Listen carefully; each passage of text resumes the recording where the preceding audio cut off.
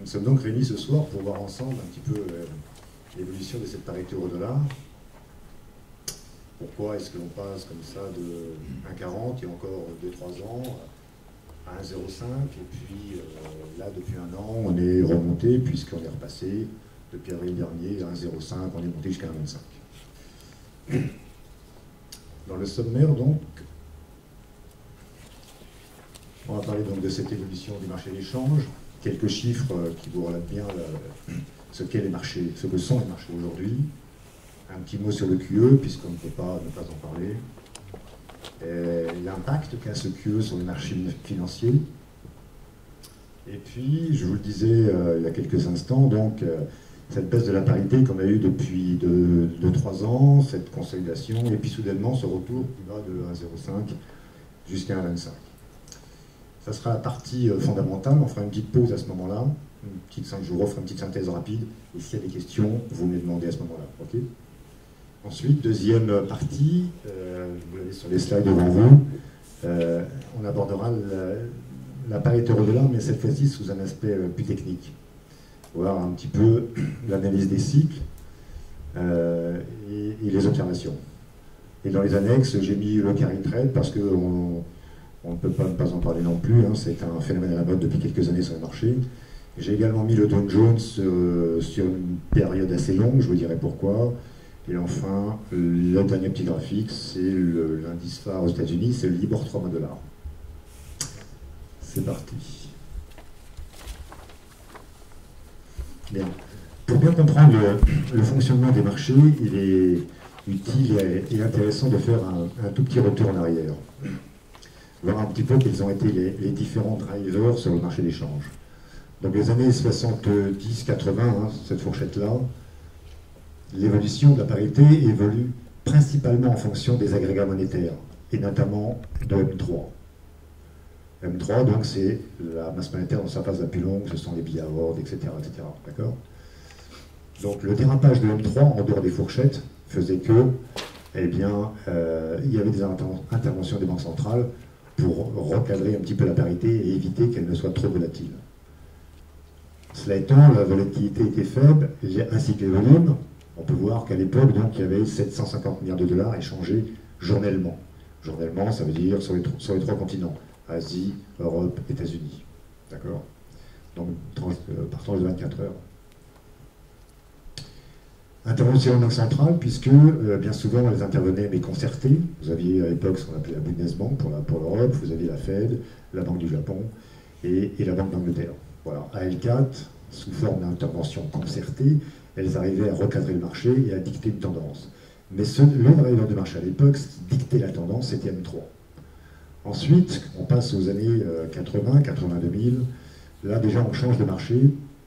Et la tendance n'est cette fois-ci plus corrélée à M3, mais à la balance commerciale US et au déficit de cette balance commerciale entre Américains et Japonais. Plus le déficit était grand, plus le dollar se dépréciait. Augmentation de la volatilité, parce qu'effectivement, on s'aperçoit que eh bien, la baisse des taux a commencé. On est sur un Libor 3 mois qui était à 11% à l'époque, donc qui garantissait des revenus assez élevés. Là, on n'est plus qu'à 9%. Les volumes, là aussi, ont augmenté. L'évolution des marchés est inévitable. On passe de 750 à 1000 milliards de dollars jour. Malgré cela, les banques centrales font encore la loi. C'est-à-dire que si elles interviennent, elles arrivent à stopper une hausse ou une baisse de la parité euro-dollar dans un marché qui était trop volatile. Ces années 80, c'est également les options de change qui font leur entrée dans les salles de marché. Quand je dis options de change, à l'époque, c'était achat de call, achat de put, des call straddle, des put straddle, surtout des vanilles. Ce qu'on appelle l'option de base aujourd'hui, c'est une option vanille. Cela étant, vous le savez certainement, dans une option de change, dans ce qu'on appelle une vanille, il y a ce qu'on appelle le delta. Le delta est la différence donc entre votre strike et l'évolution du cours spot. Donc ça génère du cash flow que les traders dans les salles de marché devaient gérer. Donc augmentation de la volumétrie sur le marché d'échange. Et là, également, on peut noter que l'apparition d'analyses techniques. Analyses techniques, ce qu'on appelle plus communément les charts. D'accord ? Elles apparaissent non seulement dans les salles de marché, Les intervenants changent, se rajeunissent, donc intègrent les nouvelles technologies, mais c'est également le cas dans les entreprises. C'est-à-dire qu'avant de prendre une position, d'acheter ou vendre des dollars, on regarde quand même où est-ce qu'on en est sur le plan technique. Donc là, on voit quand même dans ces années 80 jusqu'à 2000 qu'il y a une nette tendance à l'amélioration et au changement. Et puis, début 2000, alors là, on change de planète. C'est la baisse généralisée des taux d'intérêt, puisque avec les récessions qui se suivent et qui se succèdent, les cycles économiques sont de plus en plus courts. Donc, eh bien, les banques centrales sont obligées, pour relancer la croissance, eh bien, de baisser les taux d'intérêt. Et là, on s'aperçoit que ces taux d'intérêt, au début des années 2000, on avait un Libor 3 mois dollar à 9%, et on tombe à 1,5%. Donc ça veut dire que ces rendements que les marchés avaient, ils ne l'ont plus. Ça veut donc aussi dire qu'il faut le fabriquer.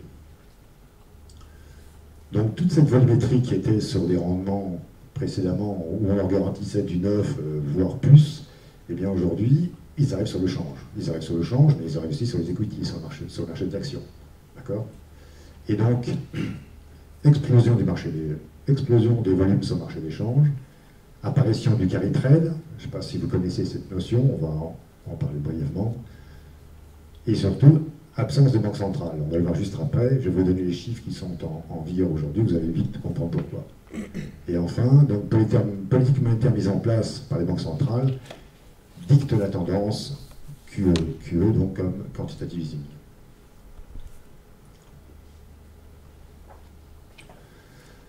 Voici donc aujourd'hui, sur le marché des changes, journellement, vous avez environ 4 000 milliards de dollars qui s'échangent. 4 000 milliards de dollars jour. Avec des pics qui ont été, il y a un an et demi environ, jusqu'à 5 500 milliards de dollars par jour. 5 500 milliards de dollars jour. Ok. Là-dedans, vous avez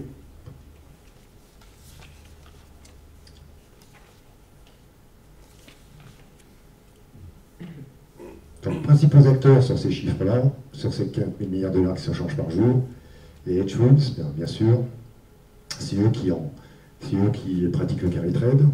Vous avez les banques centrales, avec leurs réserves de change, qui, bien évidemment, en fonction de l'évolution de la parité, eh bien, sont obligés d'acheter ou de vendre. Les particuliers qui font leur apparition sur le marché, et c'est pas neutre en termes de volumétrie, à travers les plateformes. Aujourd'hui, un particulier chez lui, s'il a un compte ouvert à Saxo, n'importe où d'ailleurs, il peut acheter et vendre toute la journée. Et enfin, les corps, les entreprises.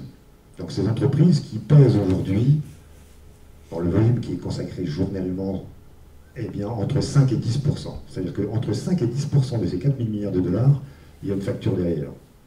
Le restant, c'est la spéculation. C'est du spiel.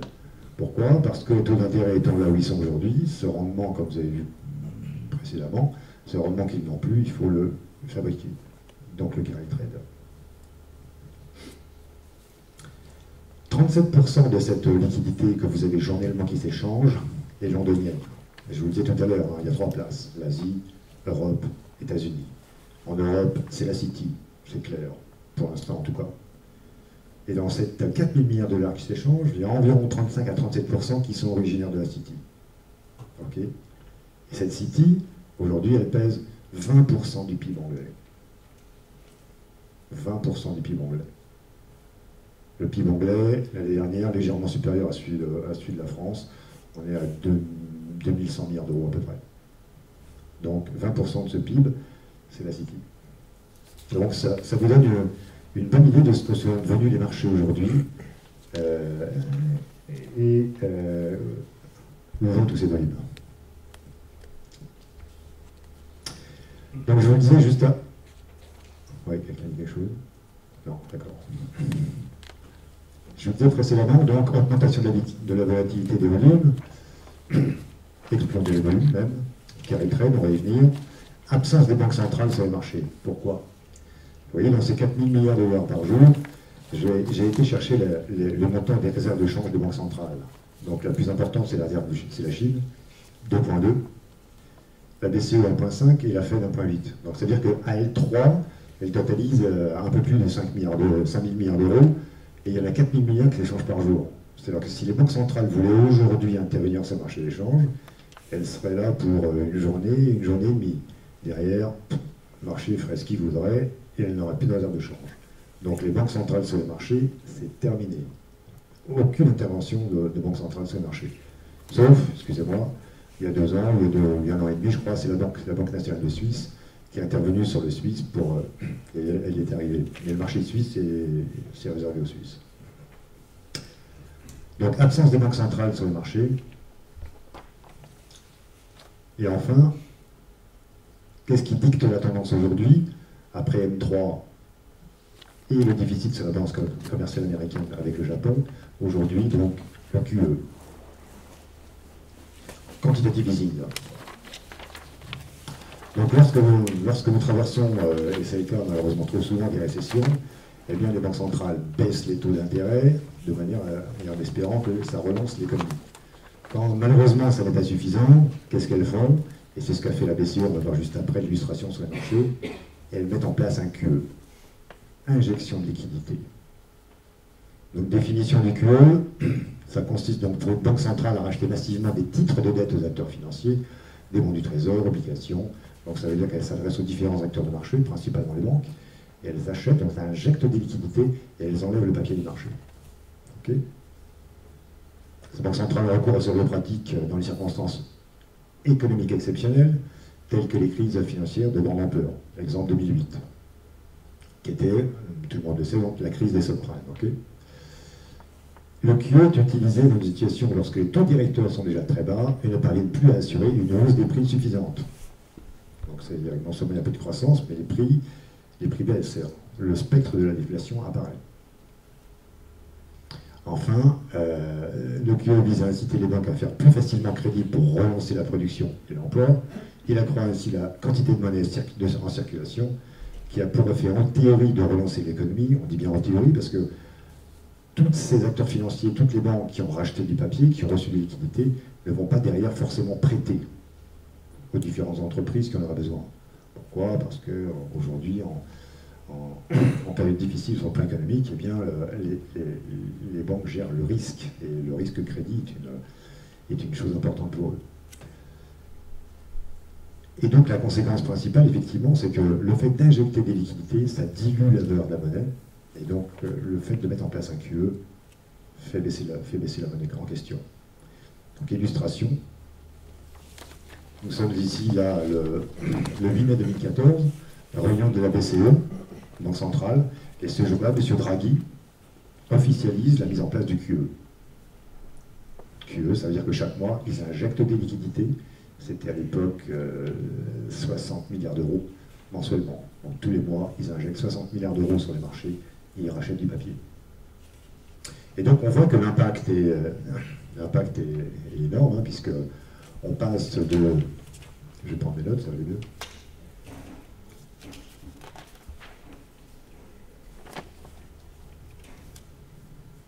On passe de 1,39,90 et on baisse jusqu'à 1,0460. Et ce, en l'espace de 16 mois.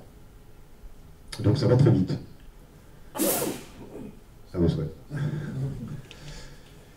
Donc ça, c'est l'impact du QE. Il y en avait eu 2 précédemment aux États-Unis. Ça avait été ici, dans la période 2008, et le deuxième qui était en 2010. Donc on s'aperçoit aussi que là, le dollar avait bien faibli à cette époque-là, avant de se reprendre. Ce qui est également le cas ici.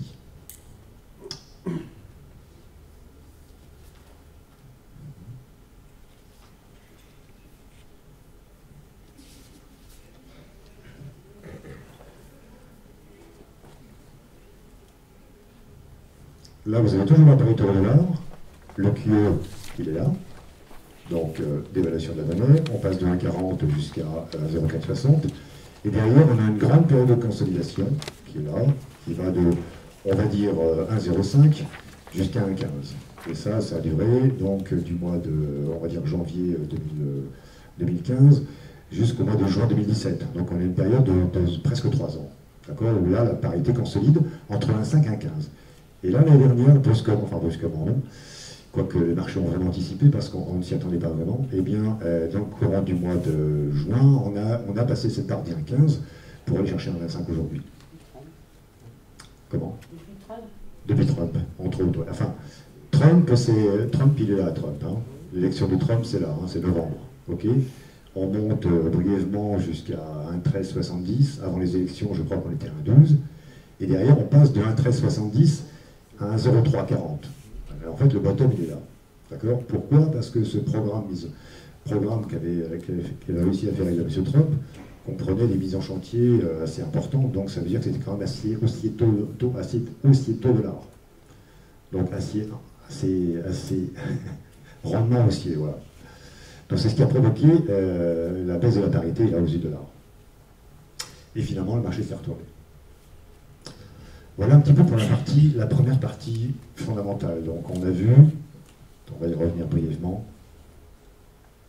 pas brièvement, on va y revenir. Cette évolution qu'il y a dans les marchés, hein, 70-80, ce sont les prémices, on a encore le Telex, les volumes sont faibles, il y avait le Telex. Les volumes sont faibles, on est à 750 milliards, les banques centrales arrivent à juguler le marché comme elles veulent. Les taux d'Ibor sont assez élevés, donc tout le monde a son rendement à 10%, voire plus. Tout le monde est content et ça roule comme ça. 82 000, c'est un petit peu différent. On abandonne M3, le marché passe à la balance commerciale US et notamment au déficit avec le Japon. Les volumes augmentent, mais ce n'est pas encore faramineux. Les banques centrales interviennent toujours, mais dans les salles de marché, et par ailleurs, ça change un peu. Donc, apparition d'analyse technique, ce qu'on appelle les charts, comme je vous le disais, et surtout des options de change, même si à l'époque, les stratégies étaient très simples. Ça se limitait à des vanilles ou à une conjugaison d'options vanilles ensemble. Okay, le Libor commence à baisser, mais il est encore sur des niveaux qui permettent d'avoir des rendements élevés. 2000, là, ça change. Récession, les taux nominaux baissent, on passe à quasiment 1,5%. Et là, c'est l'explosion des volumes. Tous ces volumes, par ailleurs, qui garantissaient du rendement, ne l'ont plus. Donc, ils viennent sur le marché, des chambres, entre autres, avec le carré de trade qui se met en place par les investisseurs. Et là, les banques centrales n'ont plus les moyens d'intervenir. Leur seule crédibilité aujourd'hui dans ces banques centrales, c'est le compte-rendu mensuel qu'elles donnent au marché. Et c'est ça c'est de là qu'elles tirent tout leur crédit. C'est que tous les mois, il y a des réunions de banques centrales, la Bank of Japan, la Fed, la BCE. Et c'est à travers ce commentaire qu'elles font qu'elles dictent leur tendance, qu'elles dictent leur politique monétaire et l'évolution de ces politiques monétaires. Et c'est à travers ça que les marchés se font une tendance sur l'évolution future de la parité dollar, en fonction de l'évolution des taux d'intérêt. Est-ce que vous avez des questions ou des remarques?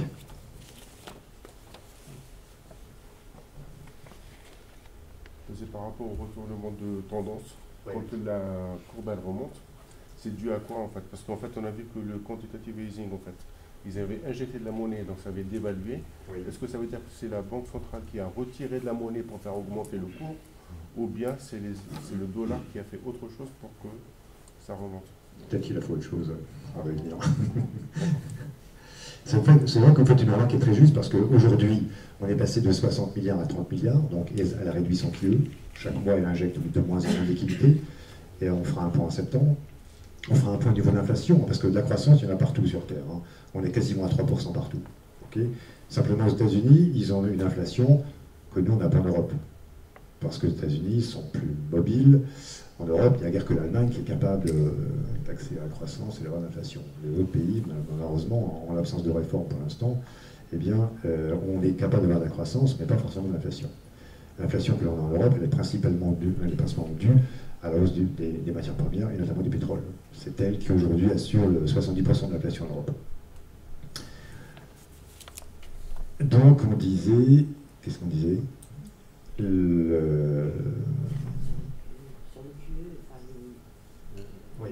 Donc aujourd'hui, la Banque centrale, ça y est, j'ai retrouvé le fil. Aujourd'hui, la Banque centrale n'injecte plus 30-60 milliards, mais 30 milliards par mois, et ce jusqu'au mois de septembre. D'ici là, si l'inflation ne se rapproche pas de l'objectif, et elles ont tout un objectif à 2% d'inflation, eh bien, elle a déjà annoncé qu'elle pourrait continuer à se QE. Non pas forcément en volume, mais en durée. C'est-à-dire que de 30, on pourrait passer à 20, mais plutôt que d'arrêter en décembre ou en septembre, elle peut continuer comme cela tant que la taille de son bilan lui permet. C'est-à-dire qu'elle peut allègrement encore mettre ça en place pendant un an. Le problème en Europe, donc, comme je vous disais à l'instant, c'est qu'on a de la croissance, il y en a partout, mais l'inflation n'a pas. Elle a même tendance à baisser. Et pourtant, vous avez raison de le souligner, De l'autre côté, donc, côté États-Unis, on est aussi à 3% de croissance, mais eux sont à 2% d'inflation. Ils ont un taux de chômage qui a été révisé pour l'année 2018 de 4,1 à 3,6, donc c'est le plein emploi, et donc maintenant on a de l'inflation par les salaires. D'accord? Donc ça, c'est de l'inflation, c'est de la bonne inflation. C'est pour ça que l'objectif de hausse de taux cette année, qui était de 3 hausses de taux, je pense, devrait être révisé à 4 prochainement. Prochaine réunion de la Fed, c'est au mois de juin. Et je pense qu'à cette occasion, on peut avoir une 4e hausse de taux dans les tuyaux. Les fonds fédéraux sont à 1,3 Il y a 3 hausses de taux pour l'instant programmées cette année et 2 l'année prochaine pour amener les fonds fédéraux à 3%. Donc vous voyez que le spread de taux, ce qu'on appelle l'écart de taux entre eux et nous, augmente. Il n'a jamais été aussi important. On est à 230 points entre eux et nous. Et ce spread de taux, donc, c'est ça qui dictait la tendance sur le marché. Plus le spread augmentait, okay, donc ça veut dire que les taux de l'or augmentaient, et plus l'or s'appréciait. Sauf là. Sauf là. On aurait dû rester, entre guillemets, entre 1,05 et 1,15. Et là, 1,15 à 1,25.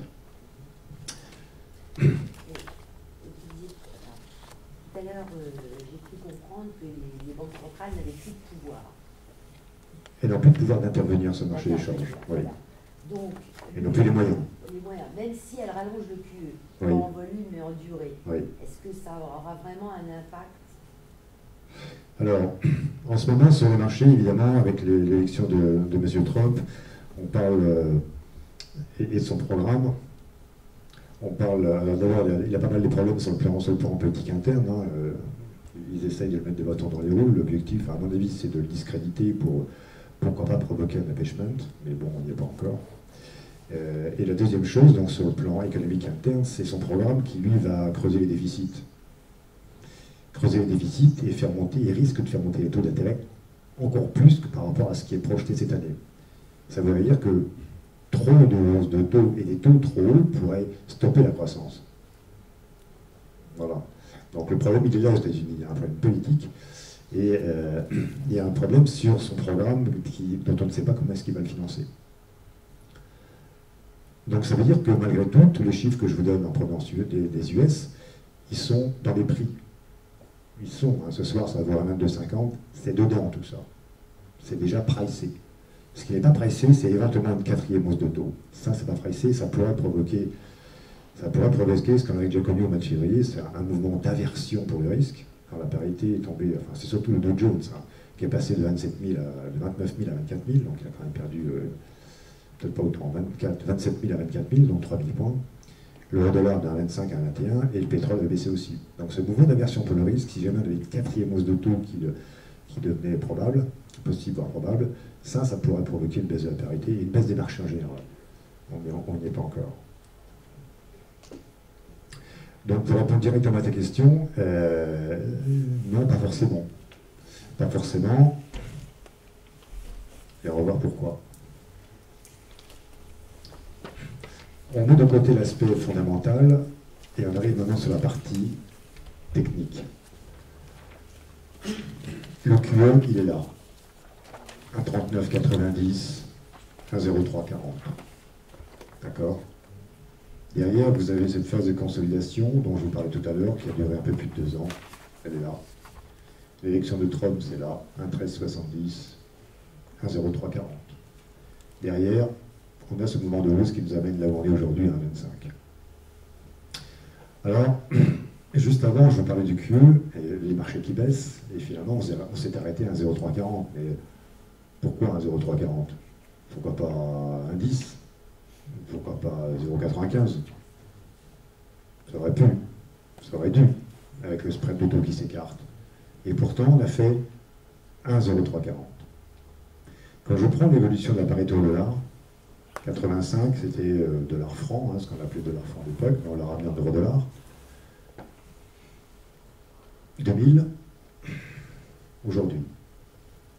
Je prends le point bas, je trace ma droite de support, là on a pris ce seul point, on aurait dû prendre un peu plus haut, et on sera arrivé pile poil ici. 1,0340. Vous êtes dans ce cycle qui est là, 85, 2000, 2000.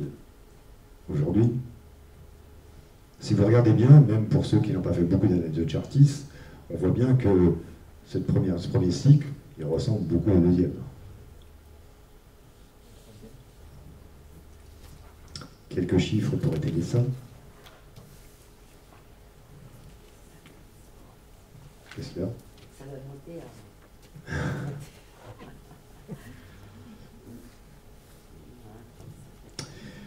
Dans la phase 85-2000, la hausse, le point bas, le point haut du cycle, 91 mois. Dans le cycle 2000-2016, le point bas, le point haut, 91 mois. Dans cette phase de consolidation, qui est ici, d'accord, dans cette phase de consolidation qui est ici, 73 mois. Identique dans les deux cas. Accélération finale, là je l'ai plus en tête, il faut que je regarde mes notes. Accélération finale à la baisse, donc dans le premier cycle, ça a duré 24 mois, et l'euro-dollar, à l'époque, avait perdu 31%. 31% de sa valeur. L'euro. Ici, ça a duré un petit peu moins. Ça a duré 21 mois, je crois, et on n'a perdu que 26% de sa valeur. Donc ça veut dire qu'à un moment donné, même si vous avez du fondamental qui dicte la tendance, on a vu que c'était M3 à une époque, la balance ensuite, le Q ensuite, le marché va jusqu'à certains points, mais pas au-delà. Ça veut dire que derrière, il y a un relais. Ce relais, c'est le seul qui puisse aujourd'hui expliquer qu'on soit remonté de 1,15 à 25. Fondamentalement, ça n'est pas du tout justifié, on l'a vu, hein, le spread de taux est à 230 points, donc il n'a jamais été aussi large entre les deux. Donc ça veut dire que cette parité 1,0340, ça sentait la fin de cycle. Et qu'aujourd'hui, on est plutôt reparti sur un cycle haussier. Haussier sur la parité euro-dollar.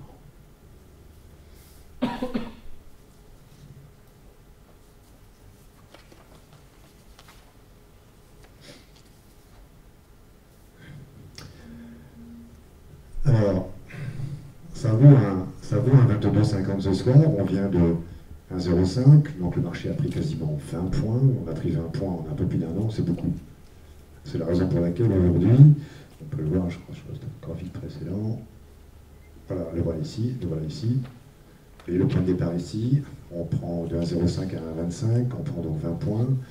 Nous utilisons, nous, dans les salles de marché, mais aussi dans les entreprises, des petits indicateurs qui nous définissent les tendances et qui nous disent à quel moment est-ce qu'une parité est surachetée ou est-ce qu'elle est survendue. Et là, on voit qu'effectivement, à 1,05, quand le marché est très survendu, aussi bien sur les indices RSI que sur les stochastiques, et donc, eh bien, le marché s'est envolé pour aller chercher un 25. Aujourd'hui, on voit bien que ça, c'est la zone de survente. Donc, quand le baron croise le vert, c'est un signal d'achat. Et inversement, dans une zone de surachat, quand l'un croise l'autre, c'est un signal de vente. Okay, les RSI sont très surachetés, on est au-dessus de la barre des 70%, les stochastiques sont très chers. Donc, aujourd'hui, cette parité, c'est le cas depuis, allez, on va dire, deux bons mois maintenant, elle consolide. On a touché un 25,5 deux fois. Et on sent que pour l'instant, il n'y a plus de force pour aller plus haut. Parce qu'il faut, entre guillemets, digérer toute cette hausse que l'on a eue sur la parité. D'accord ? Donc on rentre dans une phase de consolidation où ça vaut 1,25,5 en haut. Et le bottom, pour l'instant, on l'a vu qu'une seule fois, c'est ici, c'est 1,21,50. Ça ne veut pas dire qu'on va rester dedans, hein, parce que, effectivement, sorti de cette phase de consolidation, qui peut durer encore un certain temps, parce que le temps que les indicateurs qui sont surachetés arrivent dans une zone de survente, ça veut dire qu'il peut y avoir des événements qui seraient de nature à faire baisser la parité. Et dans ces événements qui sont de nature à pouvoir faire baisser la parité,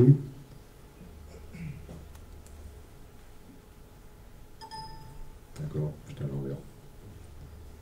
C'est normal. Dans les événements qui sont de nature à faire baisser la parité, je pense qu'il y en a un et qui est devant vous, c'est le Dow Jones. Je parlais tout à l'heure de la politique monétaire mise en place par les Américains, 3 hausses de taux prévues pour cette année, 2 l'année prochaine. Et comme on voit que les chiffres américains sont bons, voire très bons, il n'est pas impossible qu'une 4e hausse de taux soit programmée pour cette année. Et ça pourrait provoquer, comme ça l'a provoqué en mois de février, un mouvement d'aversion pour le risque. Baisse des bourses, baisse de la parité de dollar et baisse des comos, notamment le pétrole. Vous avez vu Dow Jones, et on voit que depuis 2009 jusqu'à aujourd'hui, c'est que de la hausse. Que de la hausse, que de la hausse, que de la hausse. Ok? Jusque-là. Là, en février, là, on a eu un petit mouvement de baisse qui, à mon avis, peut se poursuivre. On le voit encore avec l'actualité américaine en ce moment, elle est technologique, avec Amazon, Mr. Trump qui prépare ses élections et qui est un mi-mandat, hein. Je vous le rappelle, il y a des élections en novembre. Donc, il fait plaisir à son électorat, il prend des mesures,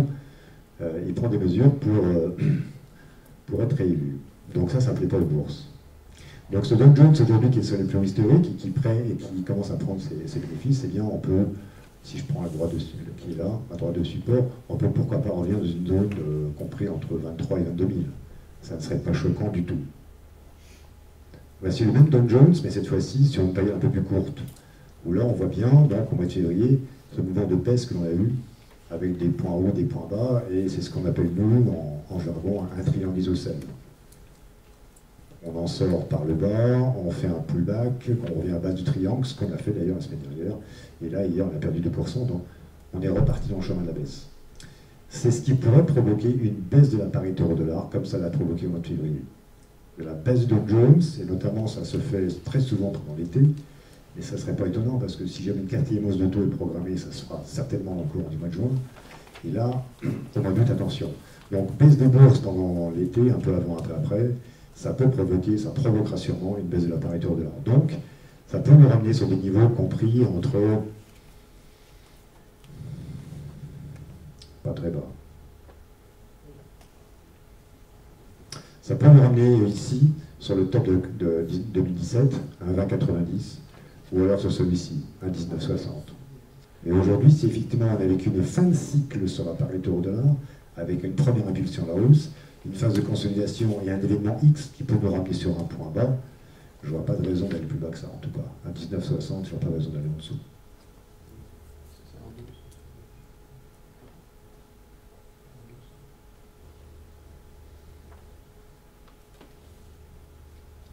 Est-ce que vous avez des questions ou des remarques? Oui. Oui, on a pris Dow Jones comme exemple pour voir l'évolution. Pourquoi pas S&P 500? Parce que sur Dow Jones, il y a tous les marchés qui sont représentés, mais il est exact que le Nasdaq ou le S&P 500 est susceptible de diviser un peu plus que Dow Jones. Mais le vrai danger, c'est lui.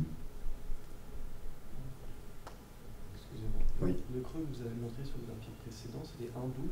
Parce que graphiquement, j'ai cru lire 1,12. Vous avez dit 1,19, je ne sais pas si... Ah, attendez, lequel? Non, ce n'est pas celui-ci. Non plus. Voilà, celui-là. Vous aviez pointé du doigt un niveau vers 1,12, j'ai l'impression. Non, celui-là ici, c'est un 19,60, c'est tac tac tac, un 15, un 19,60, il est là. Bon, il est mal représenté sur le graphique, mais c'est le top, c'est 1,20. En fait, ce qui ne va pas, c'est le... Oui, il est mal calibré. Excusez-moi. Voilà, le top de 2017, pardon, il est là. C'est 1,20,92. D'accord? On va arrondir, on dit 1,21. Et le point bas ici, il est là, 1,19,60. Voilà, là, les chiffres sont bons. Donc une phase de consolidation, certainement une fin de cycle, une première impulsion à la hausse, pas forcément justifiée aujourd'hui, fondamentalement. Une consolidation après là pendant un temps, avec des retours, mais on a du mal à revenir pour l'instant, on a brièvement vu une fois à 21,50. Et surveiller donc cette politique monétaire américaine avec des fondamentaux qui sont bons, voire très bons, ce qui pourrait provoquer une hausse supplémentaire de taux, mais qui ne plairait à mon avis pas à Wall Street, qui est en train de corriger toute la hausse qu'il a pris depuis 9 ans. Et ça peut provoquer un mouvement d'aversion sur le risque généralisé sur les marchés. Alors le contexte est différent, on n'est pas en 2008, hein. On ne va pas avoir tous les marchés qui vont déballer, le pétrole qui passe de 160 à 15, l'euro-dollar qui redescend de 1,60 jusqu'à 1,15. Aujourd'hui, il y a de la croissance partout sur Terre. Simplement, ça pourrait provoquer une correction salutaire sur Dow Jones, avec des prises de bénéfices. Les PER sont un peu chers.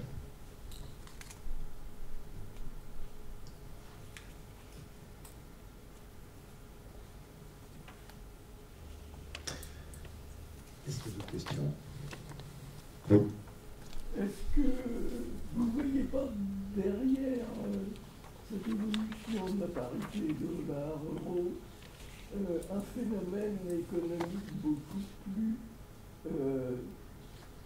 ténu, pas pris en compte, qui concerne l'évolution du positionnement dollar en tant que monnaie d'échange internationale, avec la cotation du pétrole à Shanghai et l'accord Arabie Saoudite-Russie sur les volumes. Alors,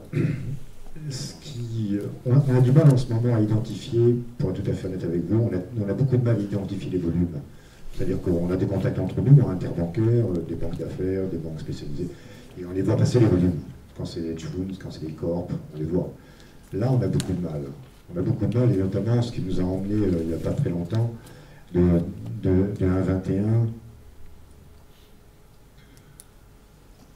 Au début d'année, là, quand on est passé de 1,21, quand on est monté jusqu'à 1,25, on n'a pas réussi à identifier ces volumes. Ce qui se dit aujourd'hui, c'est que les Américains tentent de faire une dévaluation compétitive de leur monnaie. Et ça va être évoqué au prochain G7, qui se déroule dans un mois et demi, je crois. Après, est-ce qu'il y a un lien entre la parité euro-dollar et le pétrole? Oui, il y en a toujours eu. Il y en a toujours eu. Si le pétrole monte, la parité euro-dollar monte, donc le dollar faiblit. Et inversement. Est-ce que c'est lié directement dans des négociations entre les États-Unis et les différents producteurs de pétrole? J'en suis pas certain, même si aujourd'hui on commence à se rapprocher au niveau du prix du baril à un prix, à un consensus. 100 $, c'est un prix qui convient à tout le monde, un producteur comme un consommateur. Mais on n'y est pas encore. Oui, mais si vous voulez, le problème, c'est que je ne pense pas que le phénomène ait des répercussions immédiates similaires à la variation du Dow Jones ou du taux d'intérêt, mais que la tendance de fond va peser sur la liquidité des dollars et sa répartition dans les réserves. Ah, dans les réserves de change. Oui, les réserves de change, au niveau des banques centrales, il y a un rééquilibrage permanent en fonction de l'évolution de la parité, oui, c'est sûr, c'est certain. On parle beaucoup d'une création d'une monnaie pétrodollar dans les milieux arabiques, c'est certain. Pour l'instant, c'est une idée en l'air, mais ça fait son chemin à l'avance.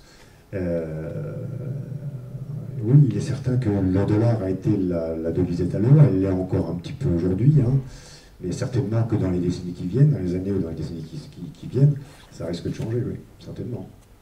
Certainement. Et notamment avec le CNY, le renminbi. Oui.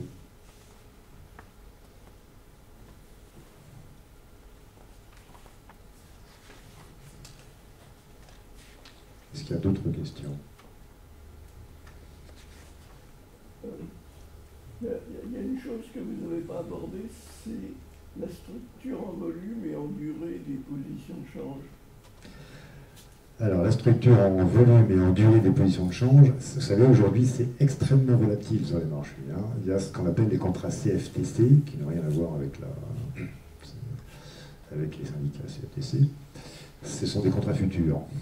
Sur ces contrats futurs, journellement, il y a des centaines de milliards qui s'échangent, et très rapidement, ces capitaux peuvent sortir des contrats futurs et sortir d'un continent pour aller sur un autre continent et sur un autre support. Donc aujourd'hui, il est très difficile d'avoir des informations concrètes sur cette volumétrie et sur ces contrats.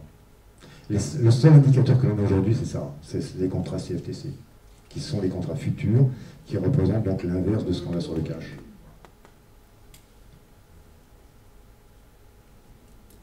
Dans un marché qui est essentiellement spéculatif, bien évidemment.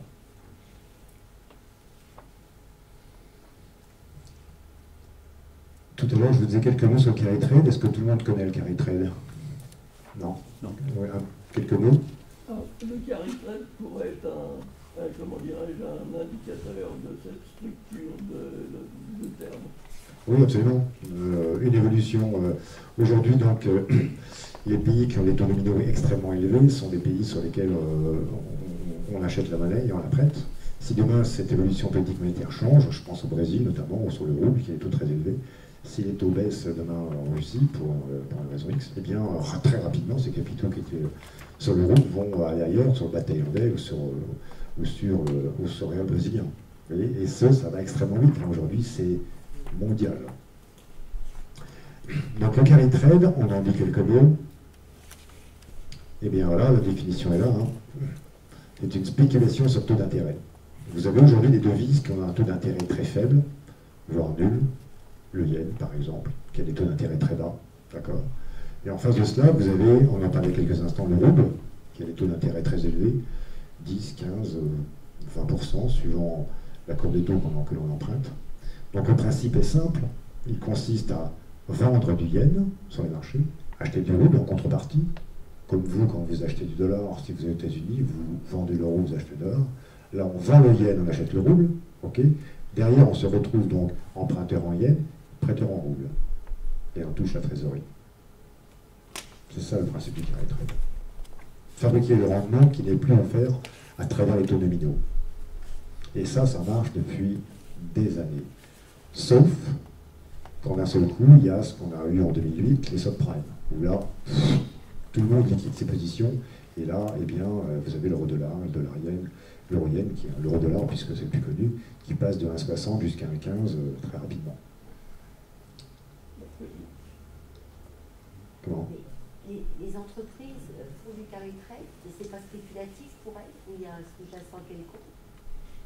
Les entreprises, oui, les hedge funds, les États et les entreprises, bien sûr, tout le monde aujourd'hui, à travers ses besoins en trésorerie, peuvent se retrouver vendeurs de yens et puis le long réal brésilien, ou sur du rouble, et entre guillemets, sans couvrir, spéculer sur le spread de taux. Oui, c'est possible. Bien sûr. C'est pas l'objet même de l'entreprise. C'est pas le but de l'entreprise, je suis d'accord, mais dans certaines entreprises là-haut,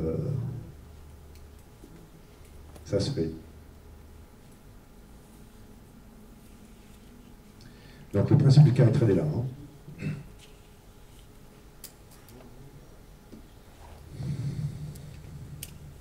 Le Dow Jones, on en a parlé ensemble, c'est à mon avis le facteur aujourd'hui qui peut vraiment provoquer une baisse de la parité euro-dollar à travers ce qu'on appelle l'aversion pour le risque.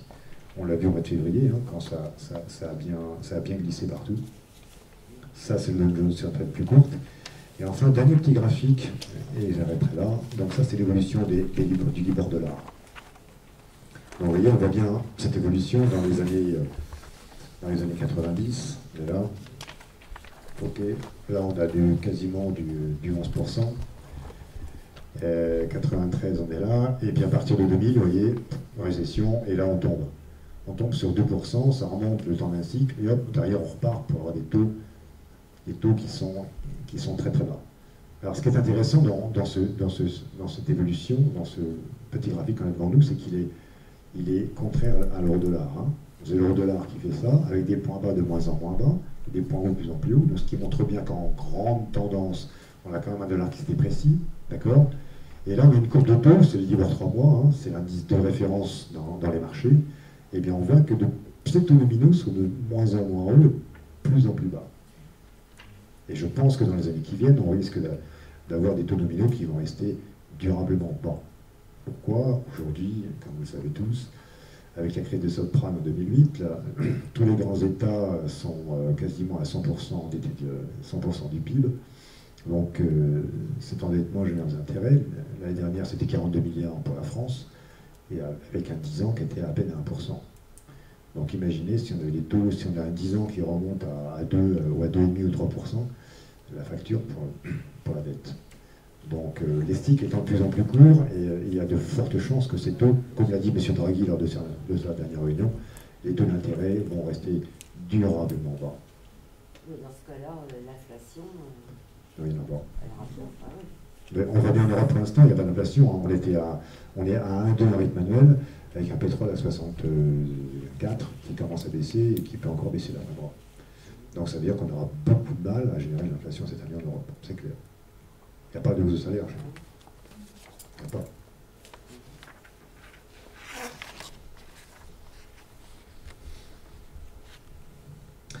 Donc la conclusion, je l'abordais très légèrement tout à l'heure, mais on voit bien que le marché pioche dans ce qu'ils ont besoin pour dicter une tendance, et que cette tendance nous amène jusqu'à des points précis où là on s'aperçoit que le facteur technique prend le dessus. On l'a vu avec le QE, on tombe jusqu'à 1,05, on va jusqu'à 1,0340, on va en bas du cycle, et derrière, eh bien aujourd'hui, pour la même raison qu'on baissait il n'y a pas longtemps, aujourd'hui la parité monte. Donc ça veut dire que l'écart de taux qu'il y a entre eux et nous n'a jamais été aussi grand, et pourtant ça vaut un 25. Et là, eh bien là, on va chercher risque politique de M. Trump, on va chercher déficits américains qui ont explosé parce que son programme n'est pas financé. Enfin, on peut très facilement, dans les fondamentaux, dresser deux scénarios qui seront tous les deux valables. Tous les deux valables. D'un côté, si on parle croissance, chômage très bas, taux d'intérêt en hausse, rendement en hausse, ça c'est haussier de l'art. De l'autre côté, si on vous dit risque politique M. Trump, déficit, je crois que les Américains sont à 107% du PIB, déficit incontrôlé, et là vous dites, voilà, c'est baissier de l'art. Donc à l'intérieur de ça, eh bien, effectivement, le marché évolue, et on l'a vu sur le petit graphique, jusqu'à certains niveaux où là, il faut demi-tour. Donc la conclusion, ça pourrait être, qu'est-ce qui dicte l'évolution de cette parité horaire? Est-ce que c'est le fondamental, c'est la technique, ou c'est le fondamental dans le technique jusqu'à un certain point? C'est ça qui est intéressant.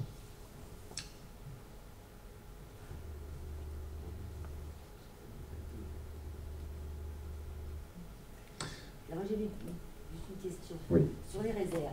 Les réserves de change. Ouais. Avec donc l'une d'entre elles, c'est l'Angleterre. L'Angleterre, oui. La City. La City. Avec le Brexit, Oui. qu'est-ce qui risque de se passer? Certainement qu'à moyen. Là, il y a un moratoire qui a été signé, vous avez vu dans la presse, ça va durer 21 mois. Tout cela conjugué avec des bons fondamentaux pour l'instant, on va certainement avoir une hausse de taux en Grande-Bretagne à la prochaine réunion de la BOE qui va être au mois de mai. Donc ça veut dire que dans les 12-24 mois qui viennent, jusqu'à 18 mois, on va dire, on va certainement avoir une appréciation, ça a commencé, de l'euro sterling. L'euro sterling qui valait 0,91, on est descendu à 87, depuis un an on est entre 87 et 89, et là on est en train d'en sortir par le bas. L'objectif, je pense qu'on va chercher 0,84. Donc à court terme, quand je dis court terme, c'est l'horizon 18 mois, certainement une appréciation de l'euro sterling. Grâce à ce moratoire qui est signé, qui pour l'instant donc enlève l'incertitude sur le plan politique et dans la phase de négociation que les Anglais ont avec l'Union européenne. Et deuxièmement, le marché revient sur les fondamentaux, donc les hausses de taux, donc hausse du rendement, donc appréciation de l'euro sterling. Après, le Brexit va reprendre les négos. À moyen terme, par contre, je pense qu'effectivement, ça devra peser. Ça va forcément peser sur la livre, et après, je verrai plutôt une dévaluation de la livre.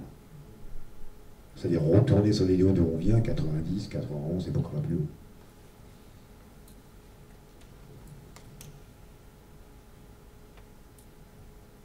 Si vous n'avez plus de questions, je vous propose... moi, j'ai une petite... Oui. Oui. Peut-être sans être hors sujet.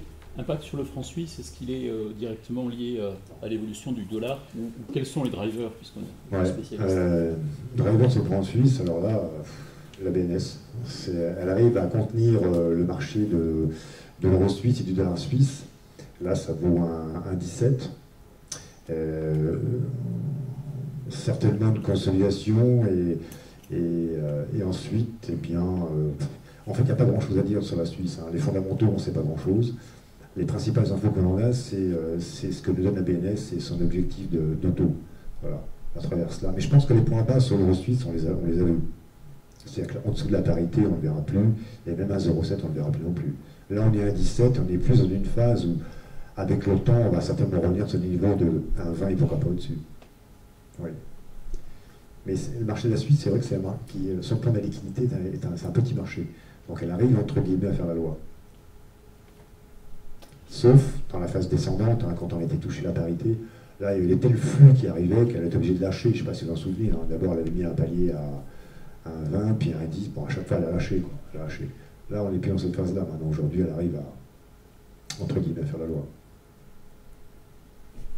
En fait, peut-être que je complète la question à Mme Bellard par rapport aux lignes échangées en fait, sur le marché financier. Vous avez cité tout à l'heure, en fait, parce qu'il y a l'Asie, l'Europe et les États-Unis. Oui. Et vous avez dit, en fait, presque 34%, en fait, ça représente la CT. Ouais. 21 mois, en fait, je pense qu'on aura soit 4 pôles, soit vraiment le taux, il va avoir des... qu'est-ce que vous avez prévenu, qu'est-ce que